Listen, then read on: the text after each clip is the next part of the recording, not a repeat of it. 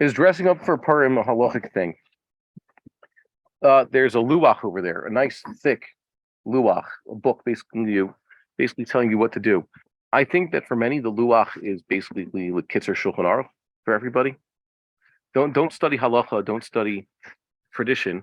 It's what the luach says, and that was the problem with for example, what I was telling a certain matter, especially the Kiddush Levana thing. No, they just forget to tell you, no, it's Rosh Chodesh according to the Rishonim and the Gemaras. And they have this calculation that's based on the Pri Megadim that's rejected by all the Achronim and applying Ashkenazic ideas to Sephardic Minhagim, even though the Beis Yosef himself rejected outright these things. They do whatever they want. And then there's someone that says, well, I got these nice yeshiva guys in Beit Shemesh put out their yeshivish style. I'm talking Israeli yeshivish, Haniche yeshivish, like hardcore Haredi yeshiva, luach, as though everybody has to follow it. That this is the calendar and all the minhagim that they pick and choose from wherever, and that's the way everybody has to do it, and that's it. You can't go against the luach. So that very thick luach, you can see that thick book over there?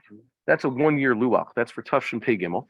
And it has there what you should do on every day of the year. So it has, of course, on Erev Yom Kippur, how to do kaparas.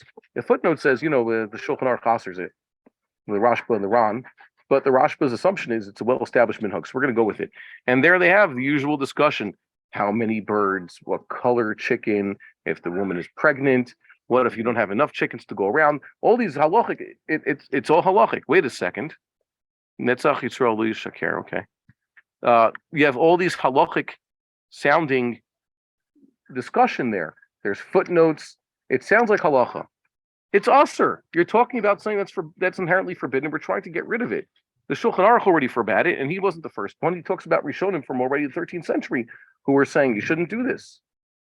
And it's made a comeback, okay? But all this, even if you're going to say that, okay, fine, you could do kaparas.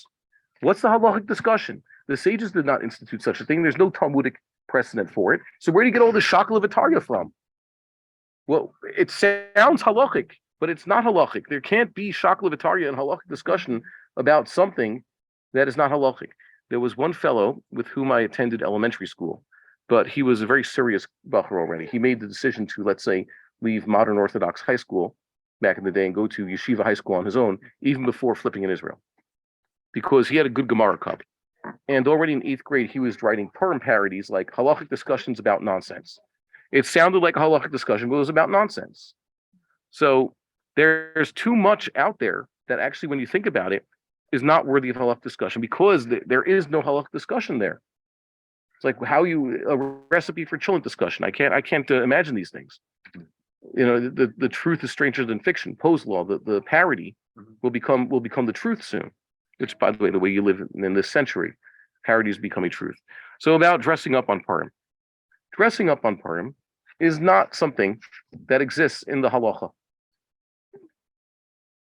It's not something we do on holidays. It's not inherently Jewish custom. It's for children and for adults. It's part of the festivity, I guess, a little bit. I've never seen real people who are serious about Torah study, scholars. I've never seen scholars do it. So whatever, when you're younger, you do a thing. Even when I was married a little bit, as part of a joke afterwards, we had a Purim party, so you put on a clown wig. There's no halachic discussion. It's not a halachic possibility. It's not anything about dressing up. You just have to make sure don't do Isurim. So, of course, I take it for granted that cross-dressing, for example, is inherently forbidden. It always is forbidden. There's no dispensation, well, because now we goof around in Purim and we wear costumes, so now I could dress up like a woman. I remember one guy, for his costume, he dressed up like a nun. Okay, it was a joke, obviously. The guy has 5 o'clock shadow, he dressed like a nun. Okay, that was funny, that was also usher. The Purim is not the big matir asurim. And surprise, surprise, Purim is not a matir for drunkenness. You're never allowed to get drunk. So on Purim, what Chazal talking about, we have the Rishonim, we have the Shulchan Aruch. They said you drink more than you have to, and you fall asleep. That should be eminently clear, like the Beis Yosef says. It cannot be you have to get drunk because getting drunk is usher. It's an Isser min Torah, so it doesn't, it leads to all the other Isurim. So there is no such thing. There never is such a thing, and never will be such a thing. Does that answer the question? Or maybe we should ask a different question. A conversation with somebody about that, they asked me what am I going to dress up as. I said, well, I don't. How can you not? Oh, how can you not? Yeah. I said, well, I said it was usher without saying it was usher because I don't think it Yeah. actually is. It's not usher. It's not technically usher. I remember It it. was wrong. I remember seeing a bunch of Or Sameach guys walking down what's the street, Machel Street, Yeah. a few years ago, and they had to organize their costumes. They all dressed like the Newsies from that classic, musical we all liked as we were kids. So that was nice. So sometimes look, it helps celebratory. If there was something really wrong with, let's say, a little bit of costuming around, then we would have stopped it a long time ago.